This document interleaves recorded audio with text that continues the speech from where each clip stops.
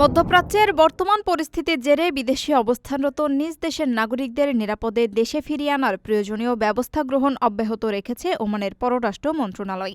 ওমানের সংশ্লিষ্ট অন্যান্য কর্তৃপক্ষের সঙ্গে সমন্বয় করে এই প্রত্যাবাসন প্রক্রিয়া চালানো হচ্ছে। রোববার এক বিবৃতিতে ওমানের পররাষ্ট্র মন্ত্রণালয় জানিয়েছে, তাদের প্রচেষ্টায় ইরান থেকে ওমানি নাগরিকদের আরও একটি দল নিরাপদে দেশে পৌঁছেছে। তেহরান ও আঙ্কারায় অবস্থিত ওমানি দূতাবাস এবং আজারবাইজানের সংশ্লিষ্ট কর্তৃপক্ষের যৌথ সমন্বয়ে এই নাগরিকদের ফিরিয়ে আনা হয়। স্থল ও আকাশপথে সুশৃঙ্খলভাবে তাদের এই নিরাপদ স্থানান্তর নিশ্চিত করা হয়েছে। ইরান ছাড়াও স্থলবন্দর ব্যবহার করে উপসাগরীয় সহযোগিতা সংস্থার সদস্য দেশগুলো থেকে ওমানি নাগরিকদের আরও বেশ কয়েকটি দল নিরাপদে নিজ দেশে ফিরেছে বলে জানিয়েছে মন্ত্রণালয়। নাগরিকদের সার্বিক নিরাপত্তা ও সুরক্ষা নিশ্চিত করে পর্যায়ক্রমে তাদের দেশে ফিরিয়ে আনার এই প্রক্রিয়া অব্যাহত থাকবে বলে জানিয়েছে ওমানের পররাষ্ট্র মন্ত্রণালয়।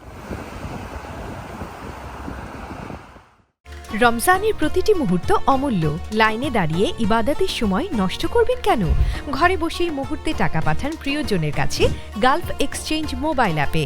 দ্রুত ও নিরাপদে টাকা পাঠান বিকাশ ও ব্যাংক অ্যাকাউন্টে। এই রমজানের সময় দিন ইবাদতে, টাকা পাঠান গালফ এক্সচেঞ্জ মোবাইল অ্যাপে। গালফ এক্সচেঞ্জ, বাংলাদেশিদের প্রিয় এক্সচেঞ্জ।